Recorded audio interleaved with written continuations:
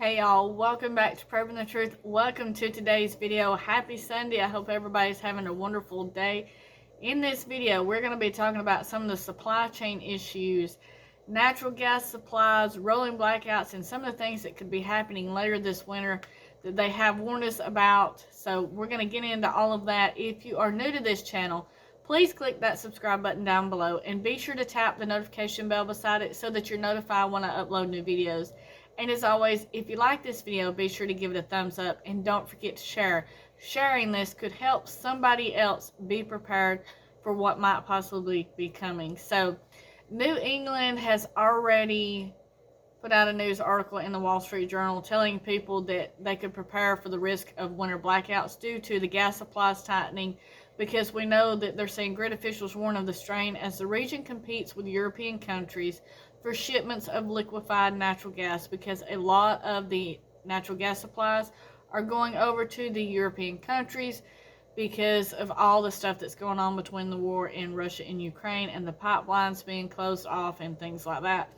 So they're saying that they may have to start rolling blackouts, which means that sometime during the days that you could possibly be out of power due to it being cut off to save energy, because a lot of these systems are being run on natural gas, and they're saying the supplies could be in short supply due to that. So if you have not already stocked up and prepared for a lot of the stuff that is coming this winter, now would be a good time to do that, because just like down here in Alabama, we are already seeing a lot more difference in the weather pattern. We have already had below freezing temperatures, which is something we don't have a lot of this time of the year in Alabama down here. Just like later on this week, it's supposed to be down to like 30, 31 for 3 nights in a row, which is not typical. We have had it, but it's not our typical weather pattern. We're still kind of warm.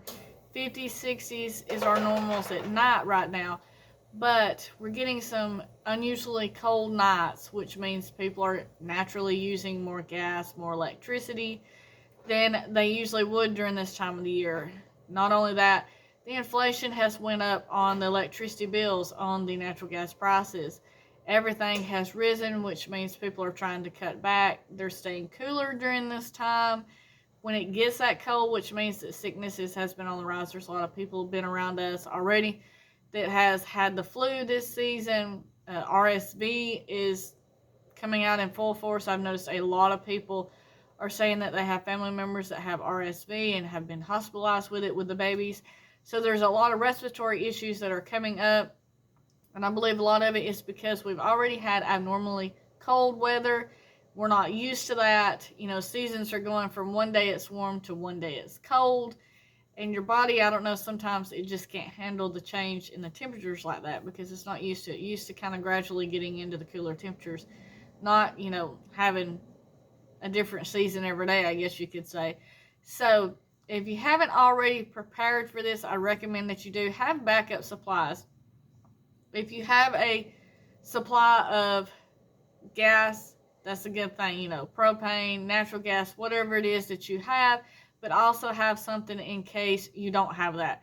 If you're full electric, have a backup such as the gas or wood or the small propane tanks with the little buddy heaters or something. Anything that could be a supply backup to something if one of the main grids was to go down, because you don't want to be caught in a very cold, harsh winter with no heat whatsoever. Even if it's to the point of you have to bundle up, stay in one room of your house, maybe not be, you know, where you can just run around in your t-shirt and shorts in your house without your socks on.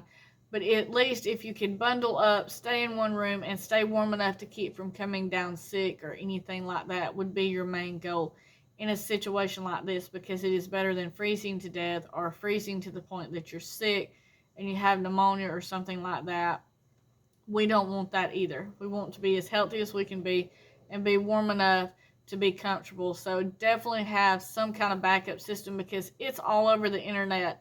They're putting out articles regularly, and usually when they start putting out stuff and they start telling us that it's going to happen regularly, usually something does happen. That's just something that has went down. Sometimes it's just a fear factor and it never comes about, but then sometimes it does. So you're better off to be prepared for it. If it happens, you're prepared. And if it doesn't, then you didn't have anything to worry about and you were ready for it just in case. So definitely heed these warnings and try to be prepared to stay warm in a situation where it's not your normal thing that you're used to. You know, you don't just go turn the thermostat on and set it on whatever setting you want and it go to, because it might not be available right then and it may be very, very cold outside and you may have to have something different. So thank you for watching this video. I will see you in the next one. Stay safe. God bless you. Keep prepping.